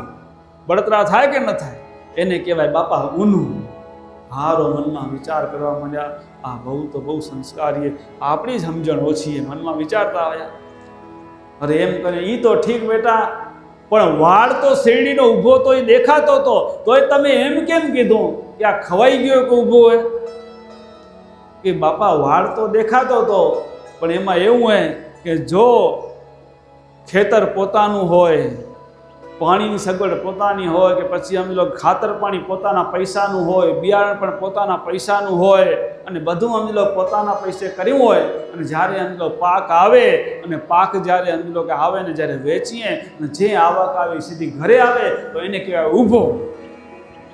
અને જો સમજી લો કે ખેતરે કે થાળે રાખ્યું હોય, થાળે ભરવા પડે ને, થાળે રાખ્યું હોય, પાણીની ક્યાંકથી બીજેથી સગવડ કરી હોય, એનો પછી એમ તો બિયારણ લેવાનું વ્યાજે રૂપિયા ખણ્યા હોય, ખાતર પાણી આવ્યું વ્યાજે રૂપિયા ખણ્યા હોય, આપણા મીટર ફરવાના ચાલુ થઈ ગયું, અને એ મીટર ફર્યા રાખે, અને પાક આવે ને તઈ સમજી લો કે મીટર ફરી ગયા હોય બરાબર જેવા, અને પછી પાક સમજી લો કે આયા પછી વેચવા જાઓ બજારમાં, અને એ બધું હાલ્યું જાય વ્યાજમાં, તો એને બાપા કહેવાય ખવાઈ ગયો. બાપો બાપો મનમાં વિચાર કરે વહુની તો સમજણ બહુ ઊંડી છે, આ તો વહુમાં તો બહુ સંસ્કાર છે, સમજણ તો આપણી જ ઓછી છે. એ તો ઠીક બેટા, પણ ઘરમાં તમને દુઃખ શું એ કહો કે ઘરમાં દુઃખ તો મને કાંઈ નથી કે બાપા ઘરમાં તો જુઓ તો સ્વર્ગ જેવું લાગુ પડ્યું હોય. સ્વર્ગમાં એટલી લેરું હશે કે નહીં ખબર નહીં, અહીંયા તો સ્વર્ગ જેવું હે કે તો તમે એમ કહો સ્વર્ગ જેવું હોય તો પછી ઘરે શું કામ તમારી હાવકોને રોજ વાયુ કાં કરો રા કે હમણાં આટલું વાસી ખાઈને ઉપવાસી રહી, વાસી ખાઈને ઉપવાસી રહી. તમને કેદી ઘરે વાસી ખાવું પડ્યું હોય? કેદી ખવડાવ્યું વાસી કહો?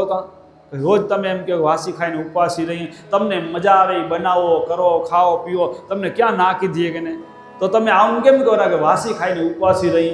અને મારા દીકરાને રોજ તમે પૂછો કે હમણાં આટલું પછી કેટલું, હમણાં આટલું પછી કેટલું. તમને હિસાબનું શું કરવું હોય? તમે મોજ કરો ને, વાપરો ખરો. અમે બે બાપ દીકરો કમાયાવાળા થયા કે જલસા કરો.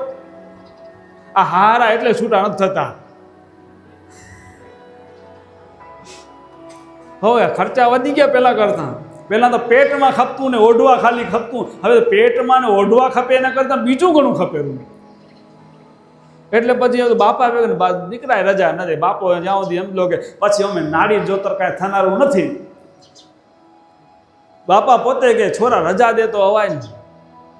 મેં કીધું છોરા રજા થોડી દે, કોણ દે છોરા? મેં કીધું ગમે એમ કરે ને છોરા, ગમે એવો માણ પગારદાર રાખે ને તો તમારા જેવો ગેરંટી વાળો થોડો આવે. તમે તો ખાધી પીધે ગેરંટી વાળા. છોરા હાજર હોય કે ના હોય તો આગુ પાછું થવા ન દેવો. હે હા, આવો વગર પગારનો માણ ને પાછો જેમ ગેરંટી વાળો કે આગુ પાછું થવા ન દે. હમણાં વધારે પણ ઘટાડે નહીં ને પગારે ન દેવો, ખાધે પીધે પતી જાય તો થોડા છોરા રજા કે જાઓ કે તમે હવે એમ લો તપ કરો, એમ થોડા કે ના રહે. પણ આપણે રજા લેવી પડે સમજીને, આપણી જમાર હાલી જશે ને પછી કાંઈ નહીં આવે. પછી છેલ્લી બાકી કાંઈ બંધાવશે નહીં.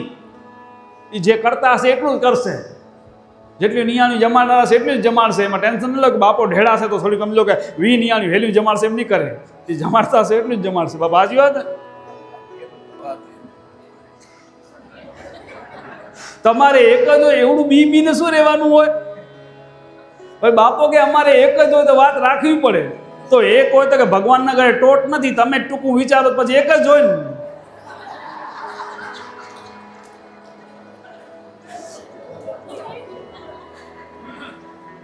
હવે ટૂંકું વિચારો કેવા ટૂંકા? હમણાં થોડાક દી પહેલાંની વાત, લગભગ 2 મહિના થયા હશે.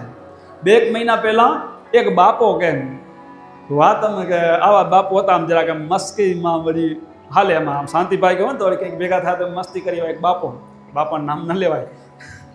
તો બાપો કે મહારાજ આ ટૂંકું એટલે છોરા પતાવેરા કે છોરા એમ વાતો કરે. પણ મેં સાંભળ્યું બાપો કે હવે ખર્ચા વધી ગયા કે ભણતાના ખર્ચા, ભણતર કેટલી મોંઘી થઈ ગઈ. છોરા જાજા હોય તો પહોંચી ન વળાય કે. મેં બાપાને કીધું છોરાઓને કહી દેજો છનું મનું કે તમે ટેન્શન ન લેજો.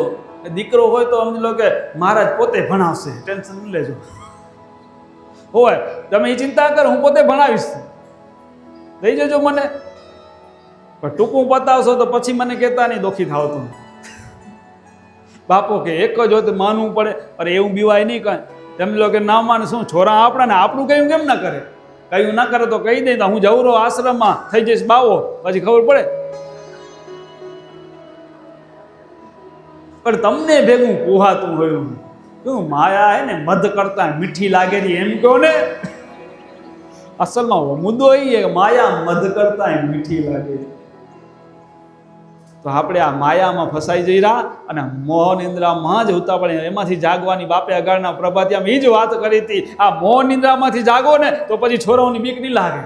આ મોહ નિંદ્રામાંથી નથી જાગતા પછી છોરાના બહાના કાઢો. અને છોરા કદી રજા દે નહીં, આપને રજા લેવી પડે.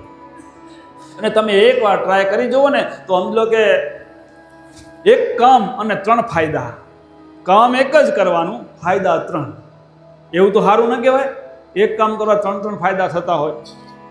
જો આ વડીલો હોય ને પ્રેમથી કે બાપા જો છોરાઓ હવે અમે તો અમારી જમારમાં જેટલું થયું એટલું કર્યું, આ બધું હવે તમારું છોરાઓ. હવે ને અમે અમારા જીવની કરીએ. અને એમ કરી અને રજા લઈ પ્રેમથી સમજાવી અને હાલે આવે અને 6 મહિના અહીંયા તપસ્યામાં બેસી જાય.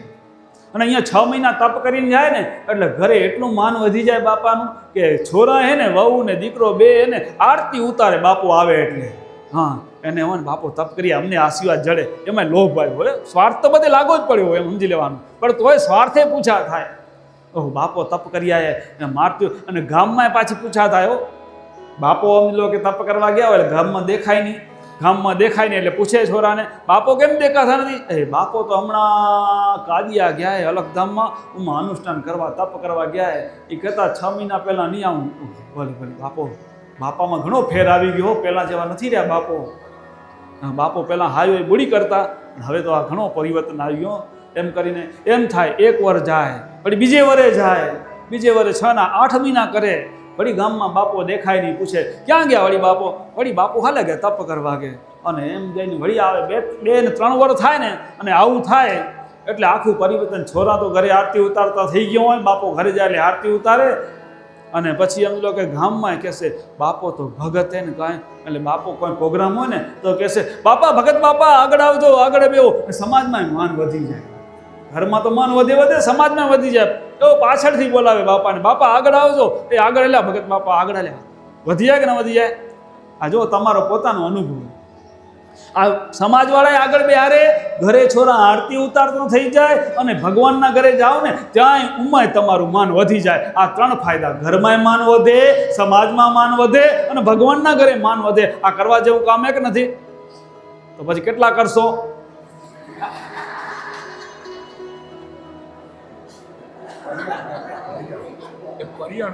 બાપો કે હજી પરિયાણ કરેલા, એ પરિયાણમાં તો 4 યુગ વહી ગયા, હજી પરિયાણ ન થઈ રહ્યું તમારું. જોગ વહી ગયા તો પરિયાણ હજી થઈ રહ્યું નહીં. 4 યુગ ગયા તમને ઢૂંઢતા, હજુ એ નાયો છે, પણ અથર્વવેદને વાક્ય ચાલશો તો નિવેડા થશે. અણી દે તો આ શરીરથી તમારું કલ્યાણ થઈ જશે. માટે સમજી લો કે આવા બાના કાઢીને આપણું આ જીવન વ્યર્થ જવા ન દઈએ, અને આપણે હવે લોકો ચામત રાખીએ કે હવે ઘડી ઘડી આવો મોકો મળશે નહીં. હમણાં સમજણા દીધીએ, મહાધર્મ મળ્યો હે, અને બધું વ્યવસ્થિત છે, માટે જાગી જઈએ. મોહ નિંદ્રામાંથી બાપો કહેતા હતા એમ, અને હવે મંડી પડીએ તો આપણો બેડો પાર થશે. ભલભલા ઋષિઓ મોંમાં ફસાઈ ગયા, તો આપણો શું સમજો કે ભકા, તો આપણે એમને સમજણ હે તો હમણાંથી જાગી જઈ, નકો સમજણ નહીં તો કાંઈ નહીં થાય. માટે અત્યારે સમજણે જે કરવું એ કરી લેજો, કાલ તો કાળના હાથમાં. ઘણા બાપા કે હવે કરશું હવે થોડાક દી પછી કરીએ, હમણાં થોડાક દી એટલું કરી લઉં, એનો છેડો નહીં આવે. હજી એટલું કરું. જો છોરાઓએ હાંચવી લીધું હોય તો હવે મંડી પડજો તમારા જીવની કરવા, નહીં તો 4 યુગથી હજી સુધી કરી નથી આક્યા, અને હજી એ થશે નહીં. તો હવે આપણે જાગી જઈએ આ મોહ નિંદ્રામાંથી, અને છોરાઓને જે હોય હોપી દઈએ, ને આપણા જીવની કરીએ ચિંતા, તો આપણો બેડો પાર થાય. નહીંતર આમ કરતાં યુગ વહી ગયા, હજી કાંઈ થયું નથી. કાં પછી આવા વહુ આવી જાય તો આપણી બુદ્ધિ સુધરે, પણ એ તો ભાગ્યશાળીઓ એને આવા વહુ જડે. તો આ વહુને કીધું કે તમને ઘરમાં શું દુખે? તમારા દીકરાને પૂછો, હમણાં આટલું પછી કેટલું, અને વાસી ખાઈને ઉપવાસી રહીએ તો તમને શું દુઃખ, શું એ ઘરે? તઈ કે બાપા ઘરે તો સ્વર્ગ જેવું લાગુ પડ્યું હે, જરાય દુઃખ નથી, પણ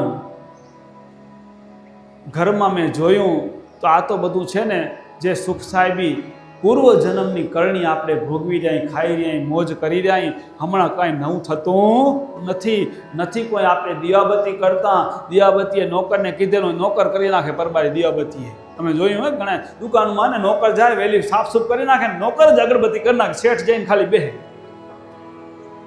આવું હાલે, ભોદ ટાળી દે. તો આ બધું અમને લોકો આ તો પૂર્વ જન્મની કરણી ખાઈ રહ્યા, નથી કદી ભગવાનની કોઈ માળા કરતા, નથી ભગવાનના જપ તપ થતા, નથી ક્યાંય ભજન સત્સંગમાં જતા, અને નથી કોઈ સમજી લો આપણા ઘરે કોઈ આવે અને ભિખારી કે ગમે એ, તો નથી આપણે કોઈ દિવસ 5 આંગળીનું પૂન કરતા. એનામાં બાના કાઢી, ઓ બરાબર તગડો થયો કે ફેલાનો શાંતિભાઈની વાડી જા તો પોતે મજૂર દેશે ને, એમ કરીને આપણે એને પણ 5 આંગળીનું પૂને નથી કરતા. તો આપણે કંઈ નહીં કરીએ હમણાં, તો આ તો પૂર્વ જન્મની જે કરણી છે ને એક દી ખવાઈ જશે, અને પછી જ્યારે કરણી ખવાઈ જશે પછી એમ લો કે વાસી ખાઈને ઉપવાસી રહેવાનો વારો આવશે. હમણાં જે ખાઈ રહ્યા ને પૂર્વનું જૂનું હોય એ વાસી કહેવાય. અત્યારે વાસી અત્યારે જે ખાઈ રહ્યા, પણ જો નવું નહીં થાય જમા તો પછી આગળ આમાં જો સાહેબી છે ને એ સાહેબી આગળ મળવાની નથી. તો આપણે એમ લો કે એટલે કહું કે આ હમણાં આટલું પછી શું, અને આ વાસી ખાઈ રહ્યા તો નકો આગળ ઉપવાસી રહેવાનો વારો આવશે. બાપો સમજી ગયા કે વાત બહુની 100% સાચી હે. કે આપણું જીવન તો અત્યારે એવું જ હાલી રહ્યું હે, વાસી ખાઈને ઉપવાસ રહીને વહુને તઈ જ કે હાલો બેટા પાછા હાલો કે મનમાં વિચાર આવ્યો હોવું તો સમજો દીવો લેવા જઈને ગોતો ને તોય ન જડે એવા હોવું હે. આ તો ભૂલ તો આપણીએ. વહુને પાછા તેડી આવવાનું કર્યું પર્યાણ, વહુને તેડી આવેલા પાછા, વહુ આવેલા ભેગા, અને વહુ જ્યાં ભેગા અહીંયા આવતા હતા અહીંયા હાવ આંગણામાં કામ કરતા હતા, અને આયા હારો વહુને તેડીને અને હાવની આંખ્યું એ ત્રાયું થયું કે મૂકવા ગયા હતા ને પાછા ખણી આવ્યા. હારો કે જો ત્યાં વહુ છે ને, વહુ તો લક્ષ્મી લક્ષ્મી, હવે વહુ કેમ કરજો, આપણે સમજલું આપણી સમજણ ઓછી છે કે હવે વહુ કેમ કરવાનું આપણે બધાને. અને દીકરી એટલાનું કીધું ને, દીકરી બે કુળ તારે, બાપનું કુળ સમજલો કે ઉજાડે અને હારાના કુળને તારે. એટલે દીકરી જો સંસ્કારી હોય તો બે કુળ તારે ન તો ડૂબાડે. આ બે આવે ને, નારી તું નારાયણી કીધું હે, જો સમજો કે નર થકી નારી થકી નર તર્યા, લગભગ હે ને બધા નર નારી થકી તર્યા કે નહીં, કોઈ મા થકી તર્યા, કોઈ ઘરવાળા થકી તર્યા, બરાબર, કોઈક નારીના મેણાથી તર્યા, કોઈક નારીના સંસ્કારથી તર્યા, તો નારી થકી તર્યા બધા. નારી તું નારાયણી, એટલે જો સંસ્કારી નારી હોય તો જગતમાં તારી લે બધાને, બાકી બીજું મારાથી ન કહેવાય. હે હા, જો સંસ્કાર હતો તો નારી બે કુળને તારે. માટે આવા સંસ્કાર દીકરીઓને દેવાના કે આપણું નામે એમ લો કે હારાના ઘરમાં જાય ને ત્યાં કરે ના વેવાણે કાંઈ સંસ્કાર દીધા એને, આપણે ભાગ્યશાળી કે આ વેવાણ આપણે આ કર્યા. વેવાણના સંસ્કાર આવી દીકરી એની આવી તો વેવાણ કેવા હશે, વેવાણના વખાણ થાય કે ન થાય? અને સમજો દીકરીના વખાણ થાય, અને દીકરીના વખાણ થાય તો માં રાજી થાય કે ના? પરબારમાં કે ના આ દીકરી હોય, તમે શું કે હારો ને હાવું ના હોય તો પાછળ એમ લો બહુ બધું વાંચવી લે તો અહીં વખાણ થાય કે ના ના તમે નતા તો એમ લો કે તમારી એમ લો કે જરાય એમ લો કે ઓછા પાવા દીધી નથી, તઈ એમ લો વહુની કદર તઈ થાય. અને એવી વહુ હોય ને એ જ સમજી લો કે આ સત્સંગમાં આવી શકે, બાકી તો છોરાને માના કાઢીને ઘરે બેઠી હોય, આવે નહીં, માં તમે જાઓ જાઓ. આ બધા સંસ્કારની વાત. તો એટલે આપણે કીધું કે શરીર શુદ્ધિની વાત આવે તો શરીર શુદ્ધિમાંથી આપણે હાલ્યા ગયા અપાય કે આ બધું જે છે ને મોજ પહેલાંની, એટલે કીધું શરીર સુધી માસિક ધર્મ નહીં પડાય તો હમણાં કાંઈ ખબર નહીં પડે, પણ આગળ સમજો આ પૂર્ણ જન્મનું વાસી ખવાઈ જશે ને પુણ્ય, અને પછી ખૂટશે તેથી દુઃખ આવશે, અને તેથી દુઃખ આવશે તેથી પછી આપણે દોડમ દોડ કરશું, મહારાજ આશીર્વાદ દો, મહારાજ કાંઈક ઘૂટકો બતાવો, કાંઈક બાધા દો, અને ઉમાં જઈને દોડું કાઢવું પડે. એના કરતાં પહેલેથી જ ધર્મના નિયમમાં હાલીએ તો દુઃખ આવે નહીં. માટે ધર્મની જરૂર એટલા માટે કે આપણે ભવિષ્ય ઉજળું થાય ને આપણું કલ્યાણ થાય. માટે જે કંઈ ધર્મના શાસ્ત્રના નિયમો બતાવ્યા એ જીવનમાં પાળવાના, અને કાલે આપણે એમ હૃદય સુધી વ્રત ઉપાસના ધ્યેય આ 4 વિષય લેવાના છે. તો આપણે પરમાત્માને પ્રાર્થના કરીએ કે જે કંઈ સદગુરુમાં આજે બતાવેલા ધર્મના શાસ્ત્રોના નિયમો સૌના જીવનમાં ઉતરે, સૌનું જીવન ભક્તિમાં રંગાય અને પરિપક્વ બને, અને સૌનું પરમાત્મા કલ્યાણ કરે, મંગલ કરે એવી પરમાત્માને પ્રાર્થના. બોલો સદગુરુ દેવ કી જય. નિષ્કલંકી નારાયણ ભગવાન કી જય.